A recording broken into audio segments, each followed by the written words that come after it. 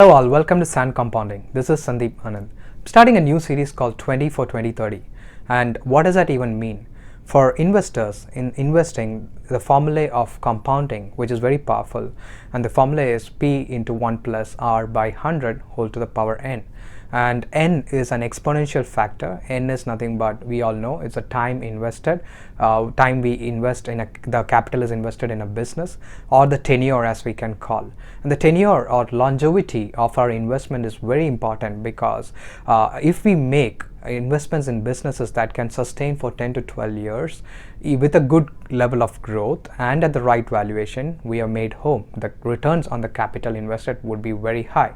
Now, how do we find businesses which can run and which has such longevity of 10, 12 years, especially in today's world of disruption? Every business is getting disrupted. Erstwhile, no wonder Warren Buffett, the legendary investor, used to find businesses which are least disruptive and that can run for a long time with growth, and he called it as moat. While moat investing, I don't know if it's really that relevant in today's generation because all businesses are getting disrupted with the advent of digital and mobile and internet. Now, identifying such businesses is a very difficult task, and I have tried my best to find out 20 such businesses which can pay way till 2030, and come 2030, in hindsight, these businesses would have been great to hold for such a longevity period. Now, how do we find these businesses? I've applied the principle of inversion, which I learned from Charlie Munger, and we look forward to 2030, and when we look back in hindsight, the inversion principle, based on that, what businesses could and why those businesses could sustain till that period is what I've done. So here are such 20 stocks, and one most important thing, not in investing, not all businesses are great investments at all point of time, but most point of time. So there could be reasons being valuation is one important factor which can control the time when we enter into a business. If there are frothy valuations, our returns would be mediocre. So it's very important to identify great longevity, great businesses which has longevity, and at the same time that has good growth and the right valuation. So, but this could be a blueprint or a watch list that we can use to identify, and when the correction happens or recession happens, these great businesses could be a great entry point, could give a great entry point. Hope this gets interesting as we move on. One such business that is part of the 20 for 2030 list is Alibaba. It's a no-brainer. Everyone has heard about Alibaba, and everyone knows about Alibaba, and so, rightly so, it is not still valued very high, currently valued around $450 billion, and Alibaba is the monopoly in Asia, I would say, not only in China. Founded by Jack Ma, current CEO is Daniel Zhang after Jack Ma stepped down, and I feel Alibaba is really a monopoly in China and as well as expanding into other Asian countries and Middle East, and it's the largest e-commerce platform, I would say, in the world after Amazon, and currently it's valued, and the valuations got hit due to the US-China trade war skirmishes. Now, Alibaba has multiple platforms which are doing great, and like Taobao, Tmall, and Lazada, which is an acquisition they did and partnership joint venture they did, and it's doing amazing in Southeast Asia. And Alibaba is also doing a lot of inorganic acquisitions which are also paving way for the longevity for the next 10 years. And it's a leader in cloud with 50% market share in China. It is a leader in media with Youku, which again has around 50% market share. And Alibaba has pretty much every business that one can think of, and again it's a based concept of empowering entrepreneurship and democratizing entrepreneurship. So more and more merchants are coming on board, and this is I think it is just scratch the surface because just 50% of Chinese population is still using mobile and digital, and 50% of rural China is still untapped, and there is a long way of growth ahead for Alibaba. I've done some deep analysis to see, and if you're interested, we can continue to see why Alibaba would be a great business and why is it part of the 20 list. So the key narrative of Alibaba is simply China's move from manufacturing economy to consumption driven economy. China has such a large population, and its consumption is driving the economy in the last 4 to 5 years. Now Alibaba has three main business as part of the analysis in detail. In China alone they have retail commerce, which is Taobao.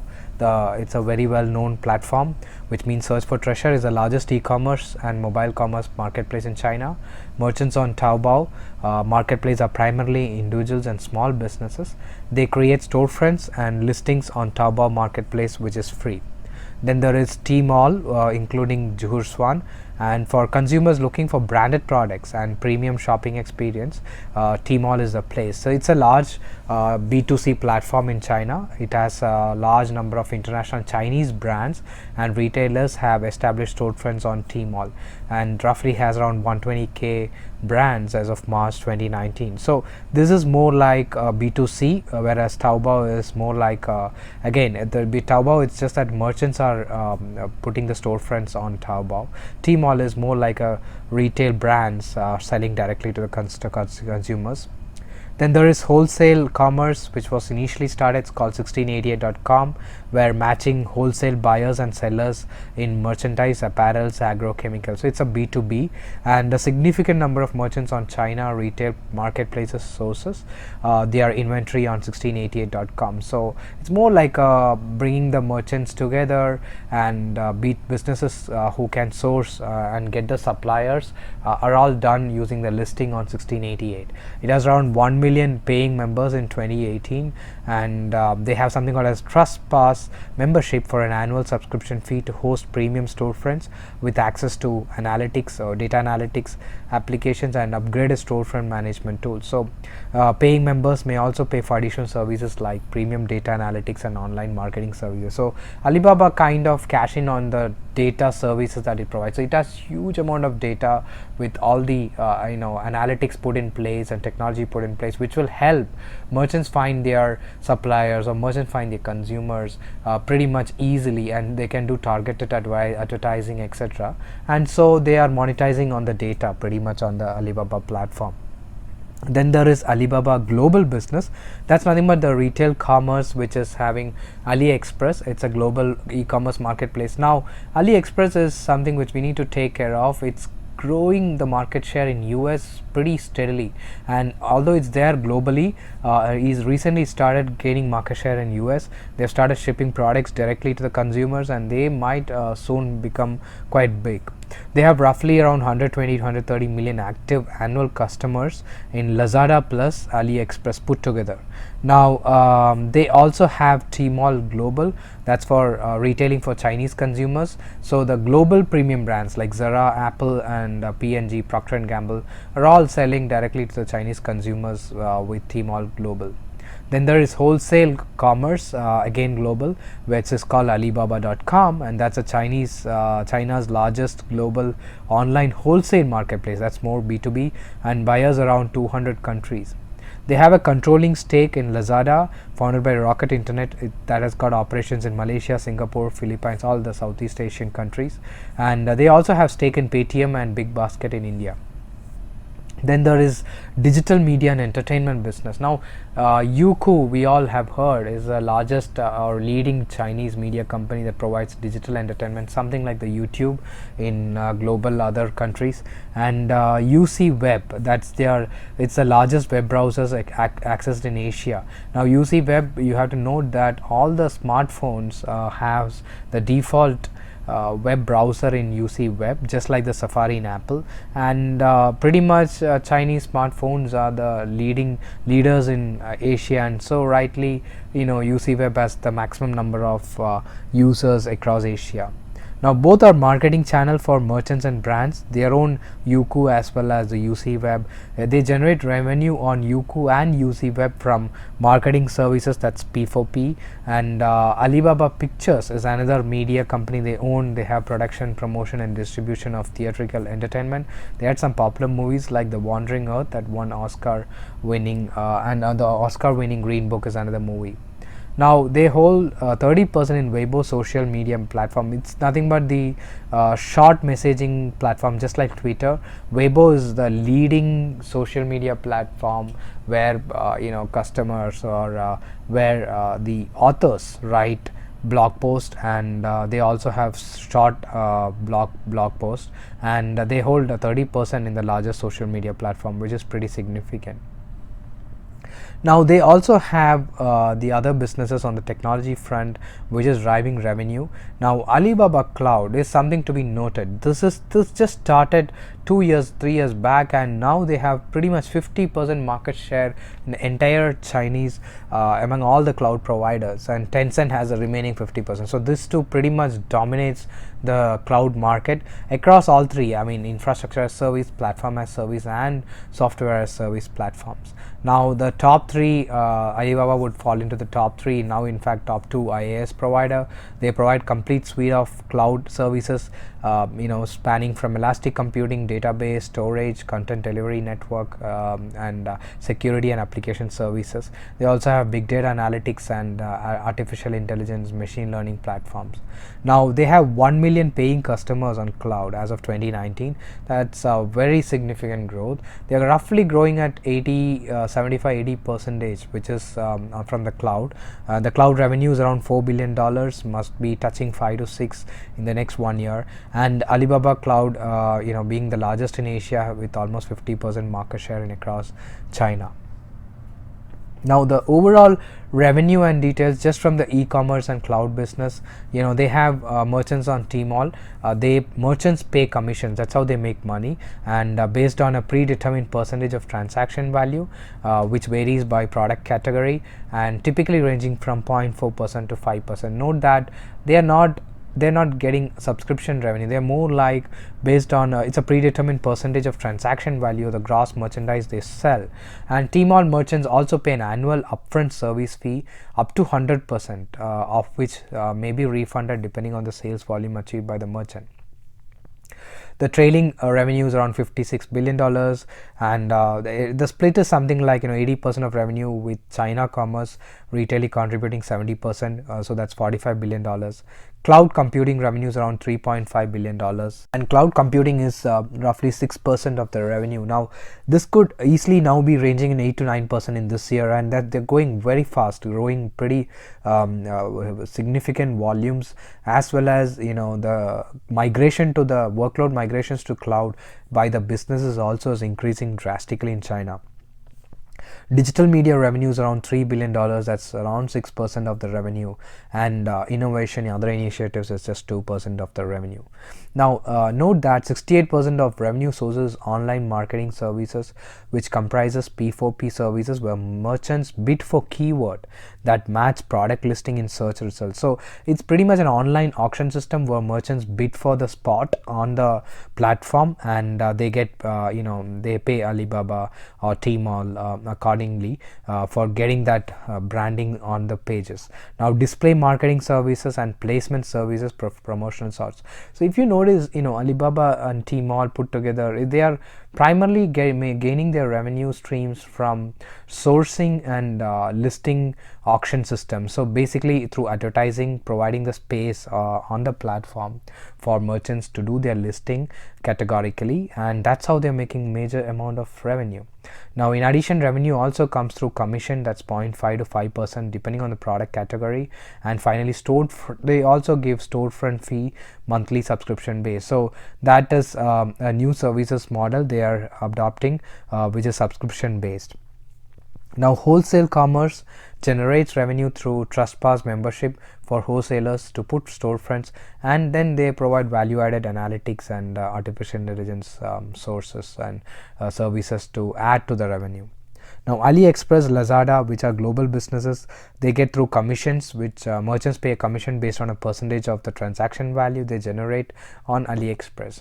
So they are also driven by the gross merchandise that the merchants sell. Now the commissions are typically 5% to 8% direct sales and online marketing services, that is third party affiliate marketing. Affiliate marketing is nothing but channelized routing to the other sources. So if there is one particular e-commerce site that wants to get hits on their sites, they do affiliate marketing by putting their links on Alibaba, AliExpress and Lazada platforms. Now the other business segment, this is a very important message, which is they control 37% stake in Ant Financial Services, or called Alipay. Now Ant provides digital payment solutions. Ant has again 50% market share, the other 50% being dominated by WeChat Pay of Tencent.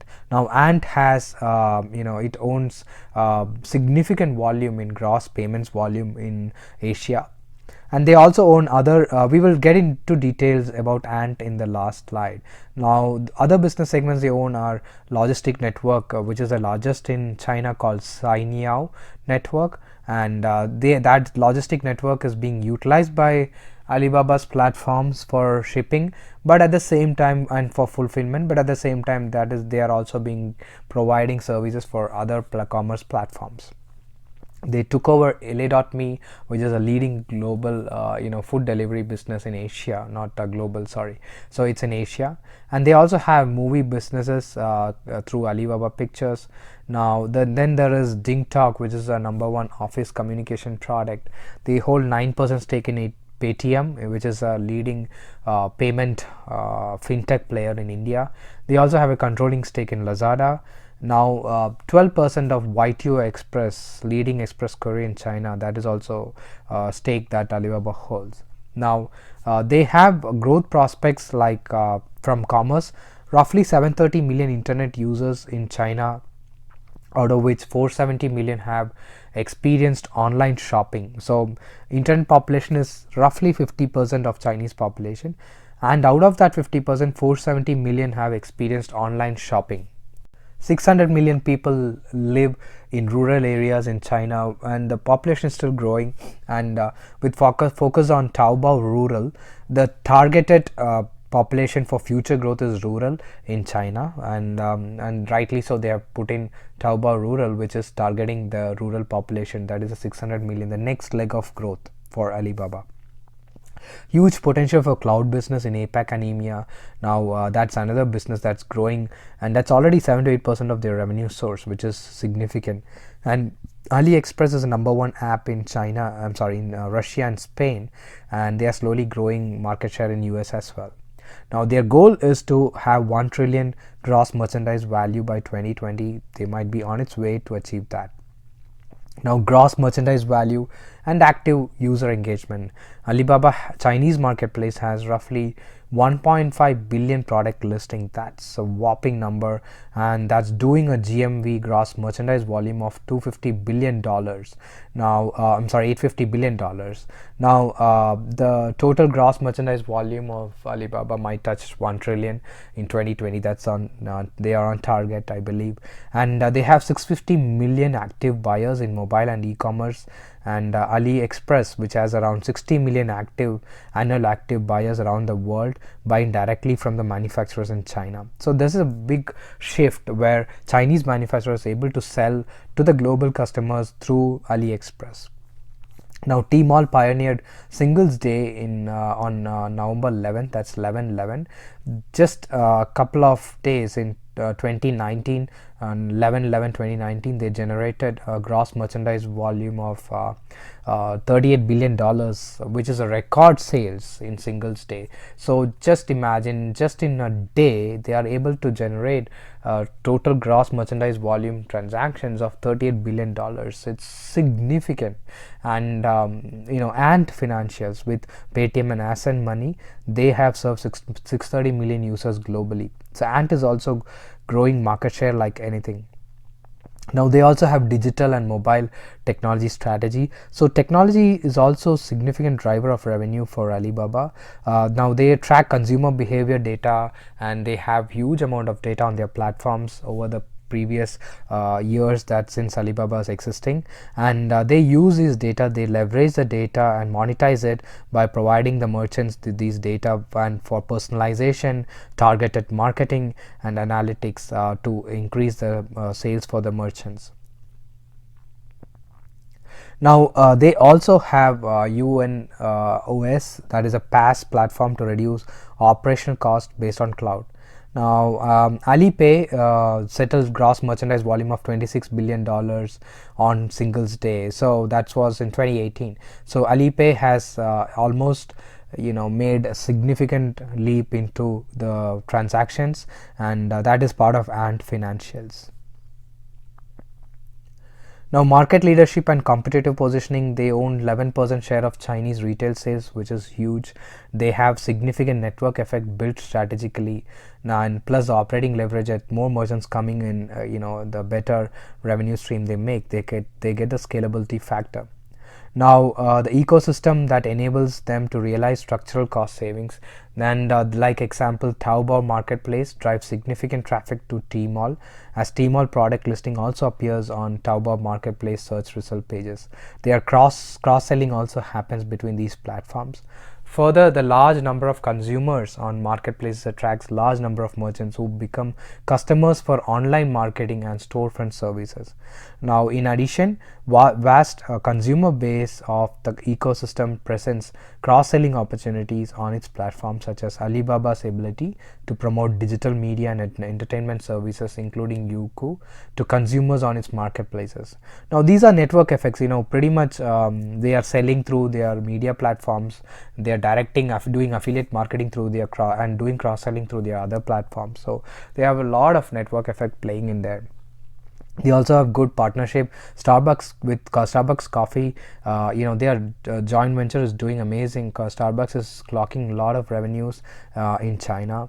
Then they also have, from a capital allocation, debt, cash, and corporate governance. Pretty much we know corporate governance. Jackman's Zaniel are known for their management skills, but from a capital allocation standpoint, they are focused strategy, since analytics playing in picture, and they understand the business segments that is driving growth, and rightly they are allocating capital towards technology and improving and creating value in their platform. They have cash reserves of $33 billion, debt of $20 billion as of December 2017. Now, they do share repurchases to provide returns and increase the shareholding value for their shareholders. They did around $6 billion in 2018 and $1.6 billion so far in 2019. Generating $23 billion operating cash flow in 2019, and it's approximately growing 20%. They have slowed down a bit in their growth in operating cash flow compared to last year. It could be because of the US-China trade skirmishes, but long-term story remains intact. Now, $15.6 billion free cash flow they generated in 2019, growing 4%. So the growth has significantly reduced due to the trade conflicts. And also Chinese overall GDP is growing a bit slow. Now, cloud adoption will reduce the technology cost for these platforms, and they are also cross-selling between the platforms that can leverage operations. Risks and threat, obviously competition from the leading players like Tencent, Baidu, but again it's a large market where there is significant growth prospects. Their market cap and is around $440 billion this year, roughly trading 29 times earnings and 7 times revenue. Now, they have a net income CAGR of almost 43%, but it's slowing down in the last 1 or 2 years, and but believe that might retrace and get back to the old growth. Gross margin of 60% and operating margin of 15 to 18%. That is again a significant margin they're clocking. They have a return on equity of 21.5 and return on capital invested is 20. Debt to equity, the debt is very negligible, 0.33 times equity, and cash conversion cycle of 10 days. That's amazing, the way they build the platform, and the cash conversion cycle is just 10 days. Now, coming to Alipay and Ant. Alibaba owns 33% of Ant Financials. Ant Financials itself is worth roughly $150 billion, and it's still growing. It could be valuable. It can double even in the valuation in the next couple of years. And they offer wide array of financial services across Asian market. Eric Jing is the CEO of Ant Financials. So it's a comprehensive payment services platform. Online and offline transactions are covering around 4.8 to 5 trillion transaction volume. That's huge, and they are both backward and forward integrated, that created an ecosystem for merchants and supply chain. Roughly a billion annual active users in China and 1.2 billion globally, which is a whopping number with just the sheer customer base they have in and using Alipay. Across spectrum financial offerings they are doing, like from payments, wealth management, microfinancing, insurance, credit service, whole gamut of financial services offerings. And they are also investing heavily in artificial intelligence to empower creative marketing, security, like facial recognition. So they are pretty well ahead in technology in terms of leveraging artificial intelligence and security features. Advertising to form 40% of all Chinese mobile ad dollars, and that is a core of Alibaba's earnings. Now, Alipay and its local e-wallet partners have over 1 billion annual active users globally. So, this is not considered really in the valuation of Alibaba. Alipay is itself a huge growth engine and could be way bigger than what it is today down the line. So the longitude is very high in terms of playing the game again on the payments world. Now coming to the last slide, where I think Alibaba would be a great, Alibaba and Ant Financials together would be a great business in hindsight in 2030. This is like a story that's still playing out. China has abundance of skilled labor along with its size and scale of consumption opportunity. It's only 50% tapped market so far by Alibaba. Still another 600 million consumers are still present in rural areas in China, with infrastructure grow connecting to tier 2, tier 3, 4 and 5 cities in China. It will spur the next wave of growth, considering the deep mobile penetration and internet connectivity that is happening in these tier 2, 3, 4 and 5 cities. Now with 50% market still untapped, Taobao Rural will drive the next leg of growth, and Ant Financials and Alipay are still yet to play out, and yet to add another 500 million active users globally. Now, average urban Chinese user spends 5 to 6 hours on mobile, which is significant, and that increases the time spent on these platforms, and again increasing the gross merchandise value as well as the gross transaction volume for Alipay. So as I said, 400 million users, consumers are still untapped in third rung cities in China. China is more looking inward in terms of its economy. It's moving from a manufacturing external outward looking economy to more of consumption driven economy, which will again help Alibaba to further spur growth on their platforms. Merchants as a feed factor of ownership, because they're putting their storefronts and running their own stores, which is very powerful. Network effect, which we saw, cross selling, and they are able to leverage network effect with all the merchants and consumers on the same platform. They're way too deeply entrenched on the day-to-day transactions. Adjunct services like shipping with Signyow and fulfillment, again all these payments are all within the network, so it's easy for anyone to start a retail store online. Investing heavily on technology, cloud is their main strategy going forward, and artificial intelligence again. They are playing data very well on their platforms. It has around 50% market share in cloud. Cloud could be very well a big business part of Alibaba Cloud, and Alibaba Cloud is going to grow even further. They're growing roughly 75-80%, which is significant growth. And in 2019 Investor Day conference, they set out ambitious 15% GMV, that is gross merchandise volume growth outlook for next 5 years, that is by 2024. That can translate almost to a 25% revenue growth if it is 15% GMV growth ahead, and so which means it's roughly the same growth that they clocked in the last 5 years or slightly lower. They're targeting 1 billion annual active users by 2024 and gross merchandise volume of $1.4 trillion by 2024. And financial itself can be a $300 billion worth business in the next 5 years, considering the digital explosion in fintech world. With more and more mobile penetration, currently it's only 50% of Chinese population who are on board with digital financial services.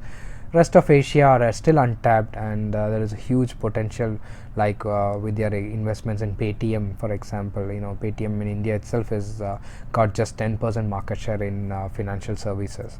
So overall, the longevity is pretty significantly evident, and the runway is ahead for the next decade for Alibaba to be a great business again.